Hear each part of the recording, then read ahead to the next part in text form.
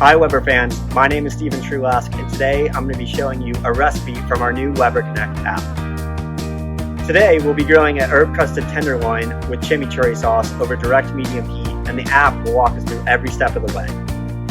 The app is telling us to salt, tie, and brine the tenderloin for 3 hours in the refrigerator before serving. This will give the salt enough time to seep into the meat and season more than just the surface.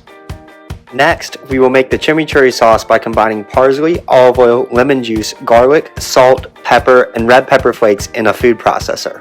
Now it's time to combine the rub in a small bowl. The rub includes thyme, rosemary, black pepper, and garlic. Next, we will oil the tenderloin and season evenly with the rub. Once we stick the probe in, it's time to grill.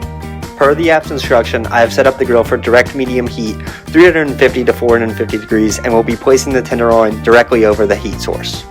I've got my Weber Connect hub hooked up to my home Wi-Fi system, which means I can monitor my cook from anywhere with an internet connection. The app will notify me when it's time to rotate the tenderloin and when the tenderloin has reached my desired doneness.